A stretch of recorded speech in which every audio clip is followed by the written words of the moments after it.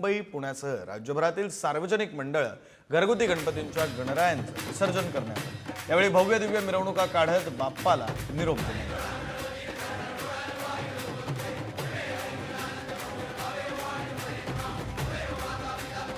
दृश्य आपण पाहतोय राज्यभरातल्या 8 वेगवेगळ्या ठिकाणची दृश्य आहेत। मुंबई, पुणे, नाशिक, कोल्हापूर, नागपूर, अकोला, नंदुरबार, जालना अशा 8 वेगवेगळ्या ठिकाणची दृश्य। मात्र सर्व दृश्यांमध्ये आपल्याला काय दिसतंय तर बाप्पाला निरोप दिला जातोय। मोठ्या उत्साहामध्ये बाप्पाच्या विसर्जनाची मिरवणूक काढण्यात आली आणि बाप्पाला अतिशय भावुक वातावरणामध्ये निरोप दिला जातो। बाप्पाला निरोप देताना डोळे पाणावलेले आहेत। मात्र विसर्जन मिरवणुकीतला उत्साह सुद्धा तितकाच आहे। अशी ही 8 दृश्य आपण पुढारी न्यूजच्या टीव्ही स्क्रीनवर पाहतो। मुंबई, पुणे, नाशिक, कोल्हापूर, नागपूर, अकोला, नंदुरबार आणि जालना अशा 8 वेगवेगळ्या ठिकाणातली ही 8 वेगवेगळी दृश्य पुढारी न्यूजच्या टीव्ही स्क्रीनवर।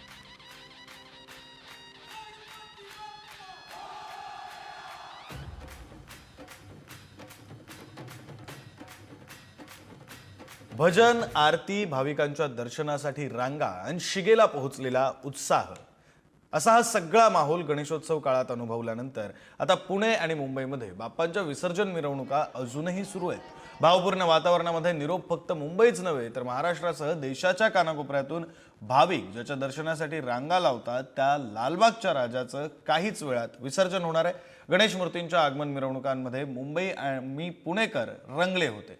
लालबागच्या राजावर विसर्जन मार्गावर ठिकठिकाणी पुष्पवर्षाव सुद्धा करण्यात आला। मुंबई आणि पुणे दोन्हीही शहरांमध्ये गणेश विसर्जनाच्या मिरवणुका या अजूनही सुरू आहेत। गणेश विसर्जनाचा उत्साह हा अजूनही आहे, हा आनंद अजूनही आहे। मुंबई आणि पुणे दोन्हीकडची दृश्य आपण पाहतोय तर लालबागच्या राजाचं अगदी थोड्याच वेळात विसर्जन होणार आहे।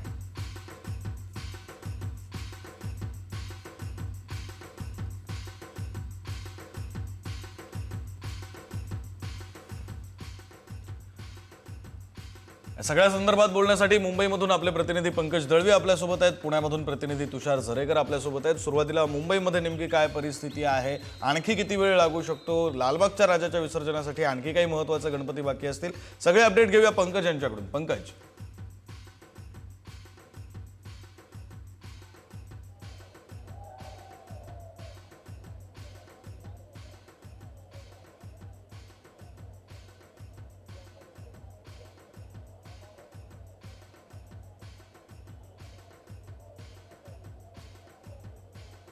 विक्रांत, सकाळी साधारणतः 7 वाजलेले आहेत आणि 7 वाजताची दृश्य आहेत। लालबागचा राजा मंडळाचे कार्यकर्ते जे आहेत ते इथे जमा झालेले आहेत। मात्र त्या लालबागच्या राजाच्या मिरवणुकीआधी काही महत्त्वाचे आणखीन इतर गणपती मुंबईतले ते विसर्जन होणं बाकी आहे। कुंभारवाडा, 5वी गल्ली किंवा उमरखाडीचा राजा असेल, ताडदेवचा राजा असेल, ही एक प्रमुख गणपती जे आहेत ते अजून या मार्गावरनं मार्गस्थ व्हायचे बाकी आहेत। मात्र आपण बघतोय गर्दी सुरू आहे, गर्दी आहे। प्रचंड मोठ्या संख्येने भाविक लालबागच्या राजाचे जे भाविक मिरवणुकीसोबत आलेले आहेत ते आपल्याला जागा मिळावी आणि विसर्जन बाप्पाला अगदी व्यवस्थित निरोप देता यावा याच्यासाठी गिरगाव चौपाटीच्या परिसरात जमायला सुरुवात झालेली आहे। चिंचपोकळीचा चिंतामणी आणि लालबागचा राजा हे दोन्ही गणपतीचं आगमन साधारणतः पुढे मागे एकमेकांच्या होईल। गेल्या 2 वर्षाच्या तुलनेत यावेळी लालबागच्या राजाची मिरवणूक जी आहे ती थोडी लांबली। 20 तासांच्या आसपास ही मिरवणूक आत्तापर्यंत झालेली आहे आणि गिरगाव चौपाटीला यायला गेल्या वर्षीच्या तुलनेत यावर्षी जे आहे ते दीड तासाचं जे आहे तो लालबागच्या राजाला उशीर झाला असं आपण म्हणू शकतोय। बघतोय आणखीन काही गणपती जे आहेत ते येत आहेत। पोलिसांचा प्रयत्न आहे की लालबागचा राजा आणि इतर महत्त्वाचे गणपती येण्याआधी हे गणपती जे आहेत ते लवकर गिरगाव चौपाटीच्या दिशेने मार्गस्थ व्हावेत आणि कार्यकर्त्यांनाही पोलिसांकडनं तशा सूचना दिल्या गेलेल्या आहेत। आपण बघतोय ढोल ताशे असतील, त्याच्यासोबत पारंपरिक भजनाचा तालावरती जे आहेत ते गणपती विसर्जनाच्या दिशेने निघतं। आपण बघतो की जो गणपती ते विसर्जनासाठी आलेला आहे पारंपरिक वाद्य वाजवत आहेत आणि गणपती विसर्जनासाठी विक्रांत नेत आहेत। लालबागच्या राजाची मिरवणूक जवळजवळ 20 तासांच्या आसपास विक्रांत चालली असं आपण म्हणू शकतो। अजून वेळ लागेल। हा गणपती आता याच रस्त्यावरनं गिरगावच्या चौपाटीच्या दिशेने जाईल। चौपाटीला गेल्यानंतर तराफ्यावरती जे आहे ते गणपती बाप्पाची मूर्ती ठेवली जाईल. त्याच्यानंतर तराफा जो आहे तो समुद्रामध्ये विसर्जनासाठी जाईल. यावर्षीच्या तराफ्याचं एक वेगळेपण आहे विक्रांत. लालबागच्या राजाचा यावर्षीचा तराफा जो आहे तो पूर्णपणे स्वयंचलित असणार आहे. आत्तापर्यंत कोळी बांधवांच्या बोटीच्या साह्यानं लालबागच्या राजाच्या मूर्ती ठेवलेला तराफा जो आहे तो समुद्रात जातो. मात्र यावेळी स्वयंचलित तराफा जो आहे तो असणार आहे. समुद्राची भरती ओहोटीचं गणित लक्षात घेऊन त्या अनुषंगाने जे आहे ती मूर्ती विसर्जनासाठी समुद्रामध्ये नेली जाईल. मात्र काही मिनिटातच विक्रांत लालबागचा राजा या जागेवरनं या ठिकाणावरनं मार्गस्थ होऊन गिरगाव चौपाटीकडे जाईल. मात्र भक्तांची आत्ता तिथे गर्दी सुरू झालेली आहे. लालबागचा राजा मंडळाची आयकार्ड घातलेले कार्यकर्ते, गळ्यामध्ये आयकार्ड आहेत, टोपी असलेले लालबागचा राजा घातलेले कार्यकर्ते जे काल सकाळपासून मिरवणुकीमध्ये लालबागच्या राजाच्या आहेत ते यायला सुरुवात झाली. आणि येऊन मूर्ती येण्याच्या आधी किंवा लालबागच्या राजाचं आगमन होण्याच्या आधी हे कार्यकर्ते इथे येतात. कारण चौपाटीवरती योग्य जागा त्यांना मिळाली पाहिजे आणि लालबागच्या राजाचं दर्शन घेऊन अगदी निरोप देताना व्यवस्थित निरोप द्यावा ही त्याच्यामागे त्यांची भावना आहे. काही गणपती येत आहेत, अनेक छोटी मोठी मंडळं त्यांचे गणपती आहेत ते आपण बघतोय. रस्त्याच्या दुसऱ्या बाजूनी जे आहे ते गणपती मार्गस्थ केले जात आहेत, त्यांना वाट करून दिली जाते. ही समोर जी लेन दिसते त्या लेनमधून लालबागचा राजा, चिंचपोकळीचं चिंतामणी ही काही प्रमुख मंडळं जी आहेत त्यांचे गणपती जे आहेत ते मार्गस्थ केले जातील. विक्रांत, एक समोर जे एक ट्रक दिसतोय त्या ट्रकवरती एक झेंडा सफेद रंगाचा लावलेला जो आहे तो आपल्याला पाहायला मिळतोय. प्रत्येक गणपती मंडळाच्या विक्रांत जो गणपती विसर्जनाचा ट्रक आहे त्याच्यावरती अशा सफेद रंगाचे झेंडे मुंबईत लावलेले आहेत. त्या झेंड्यावरती क्रमांक टाकलेला आहे. विसर्जनाचा ट्रक वेगळा आणि लोकांना घेऊन जाणारं वाहन वेगळं असं त्याचं पूर्णपणे विभाजन केलेलं आहे. आणि गणपती ज्या ट्रकमध्ये ज्या वाहनामध्ये असेल त्याच्यासाठी वेगळं कोडिंग जे आहे ते कोडिंग करण्यात आलेलं आहे. आपण बघतोय लालबागच्या राजाचे जे मानद सचिव आहेत सुधीर साळवी ते सुद्धा इथे आलेले आहेत. लालबागच्या राजाच्या आगमनाची वाट जी आहे ते तिथे बघतायत. समोर जो एक बघताना पाणी आणि फ्रुटी असेल किंवा मग बिस्किटच्या पुढे देण्याची जो स्टॉल लावलेला तिथे लालबागच्या राजाचे मानद सचिव आपण बघतोय सुधीर साळवी तिथे आलेले आहेत. अर्थात याचा अर्थ अवघ्या काही मिनिटांमध्ये लालबागचा राजा जो आहे तो या मार्गावरून मार्गस्थ होऊन गिरगाव चौपाटीकडे मार्गक्रमण करेल.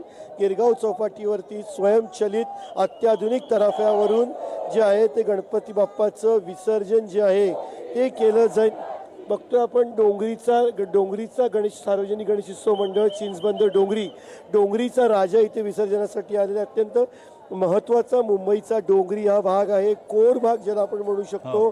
दक्षिण मुंबईतला व्यापाराच्या दृष्टीने आणि अनेक कारणांनी महत्त्वाचा असलेला डोंगरी भाग. या डोंगरीचा राजाचं आगमन गिरगाव चौपाटीच्या परिसरात झालं आहे. आपण बघतो इकडे गणेश भक्तांशी संवाद साधण्यासाठी त्यांना इकडे स्वागत करण्यासाठी आणि लालबागच्या राजाची मूर्ती येण्याआधी पूर्व तयारी करण्यासाठी सुधीर साळवी जे आहेत ते स्वतः इथे आलेले आहेत. लालबागच्या राजाचे मानद सचिव आहेत ते इथे आलेले आहेत आणि पूर्ण तयारीवरती त्यांनी लक्ष ठेवलेलं आहे. कारण ज्या पद्धतीने लालबागच्या राजाचं विसर्जन केलं जातं ते विसर्जन केलं जातं. पंकज, तुम्ही जोडलेले राहा, कारण तुम्ही जसं म्हणताय अगदी काही मिनिटांमध्ये लालबागचा राजा आता त्या परिसरामध्ये पोहोचेल. तुम्ही जोडलेले राहा, वेळोवेळी अपडेट घ्यायचे. मी सध्या पुण्यामध्ये जातो. पुण्यामध्ये आपले प्रतिनिधी तुषार झरेकर आपल्यासोबत आहेत. तुषार, मुंबईतली ही सगळी परिस्थिती आपण पाहिली. मुंबईमध्ये अजूनही विसर्जन मिरवणुकांचा जल्लोष, उत्साह, आनंद सारं काही पाहायला मिळतंय. पुण्यामध्ये काय? नक्कीच एकंदरीत जर आपण पाहिलं तर पुण्यामध्येही तेवढाच जल्लोष पाहायला मिळतोय. तब्बल 1-2 नव्हे तर 22 तासांपेक्षा अधिक काल खरं तर या मिरवणुकीला उलटून गेल्याचं एकंदरीत पाहायला मिळतंय. संपूर्ण टिळक जो चौक आहे त्या टिळक चौकामध्ये जल्लोषाचं वातावरण पाहायला मिळतंय. वेगवेगळ्या प्रकारचे जे देखावे तेही खरं तर या मिरवणुकीमध्ये अनेकांचं लक्ष वेधून घेताना पाहायला मिळतं. ते आत्ताच समोरून जो खडक सार्वजनिक गणेशोत्सव मंडळाचा जो देखावा जातोय त्या देखाव्यावरती कोल्हापूर या ठिकाणच्या माधुरी हत्तीचं परत द्या अशी एकंदरीत मागणी केल्याचं या संपूर्ण देखाव्यामध्ये पाहायला मिळतंय। त्यामुळे या संपूर्ण गणेशोत्सवामध्ये जर आपण पाहिलं तर वेगवेगळं महत्त्व एकंदरीत दिसून येतंय। पुण्यातील गणपती उत्सवामध्ये जर आपण पाहिलं तर मानाचे 5ही गणपती काल सायंकाळपर्यंत त्यांचं विसर्जन झालं। त्यानंतर रात्री दगडूशेठ गणपती असेल आणि उशिरा भाऊरंगारी असेल, त्यानंतर मंडई गणपती असेल, बाजारपेठेतले गणपती असेल, असे महत्त्वाचे जे गणपती आहेत ते खरं तर विसर्जन झालेले आहेत। मात्र पुण्यातील फक्त मानाचे गणपती किंवा महत्त्वाचे गणपतीच नव्हे तर पुण्यात अनेक गणेशोत्सव मंडळ आहेत आणि त्या गणेशोत्सव मंडळातील जे गणपती आहेत ते गणपती आता खरं तर विसर्जन मार्गावरती जाताना एकंदरीत पाहायला मिळतात। काल सकाळी जर आपण इकडे जर पाहिलं तर 9:30 वाजता पुण्याच्या जो बेलबाग चौक आहे, लोकमान्य टिळकांचा जो पुतळा आहे त्या ठिकाणावरून 9:30 वाजता खरं तर मिरवणुकीला सुरुवात झाली होती। मात्र आता जर आपण पाहिलं तर 7 वाजत आलेले आहेत, तब्बल 22 तास होत आलेले आहेत। मात्र अजूनही पुण्याची जी मिरवणूक आहे ती लांबण्याचं एकंदरीत पाहायला मिळतंय। या वर्षीचं विशेष महत्त्व या मिरवणुकीमध्ये जर आपण पाहिलं तर मिरवणुकीमध्ये लवकरात लवकर गणरायांचं आगमन होण्यासाठी किंवा ही मिरवणूक लवकरात लवकर संपण्यासाठी पोलीस प्रशासन असेल, महानगरपालिका प्रशासन असेल ही खबरदारी घेताना एकंदरीत पाहायला मिळत होतं। त्यांच्याकडनं सांगण्यात येत होतं की मिरवणूक लवकरात लवकर संपवण्यासाठी ही मिरवणूक लवकर सुरू केली गेली। दरवर्षीपेक्षा यावर्षी 1 ते 1.5 तास आधी मिरवणूक सुरू केली, मात्र अजूनही मिरवणूक लांबण्याचं पाहायला मिळतंय। सुमारे 100 पेक्षा अधिक गणपती मंडळ ही खरं तर अजूनही विसर्जन मार्गावरती येणे बाकी आहेत। त्यामुळे लक्ष्मी रोड असेल, केळकर रोड असेल किंवा इकडला केसरीवाडा साईडनी येणारा हा मार्ग असेल, टिळक रोड असेल, अशा वेगवेगळ्या रस्त्यांवरून जी गणेश मंडळं या टिळक चौकामध्ये येत असतात, टिळक चौक अथवा याच ठिकाणी अलका टॉकीज आहे या चौकामध्ये ज्या वेळेस मंडळ येत असतात ती या ठिकाणी येऊन महानगरपालिकेच्या वतीने त्यांना खरं तर नारळ दिला जातो आणि त्यानंतर खरं तर ही विसर्जन मिरवणूक पूर्ण झाली असं त्या मंडळाचं मानलं जातं। मात्र आजही अनेक मंडळं खरं तर अजून या मार्गावरती येणं बाकी आहेत, या ठिकाणी येणं बाकी आहेत। त्यामुळे ही जी पुण्याची मिरवणूक आहे ती आजही लांबण्याची शक्यता आहे। कारण तब्बल जर आपण पाहिलं तर पुण्याची मिरवणूक ही मिरवणुकीचं विशेष म्हणजे पुण्याची मिरवणूक सर्वात जास्त लांबली होती, ती म्हणजे 32 ते 34 तासांपर्यंत लांबली होती। त्यामुळे आजची मिरवणूक किती तासांमध्ये पूर्ण केली जाते आणि त्यासाठी पोलीस प्रशासन असेल, त्यानंतर महानगरपालिका प्रशासन असेल, त्यानंतर मंडळाचे कार्यकर्ते असतील, ते कशा पद्धतीने खबरदारी घेत आहेत हे पाहणं महत्त्वाचं आहे। आता अनेक मंडळं खरं तर या विसर्जन मार्गावरून पुढे जाणे क्रमप्राप्त आहेत, मात्र आजही ही मंडळं नाही खरंय तुषार, तुमच्याकडून अपडेट घेत राहू। सध्या अमृता फडणवीस बोलतायत, आपण थेट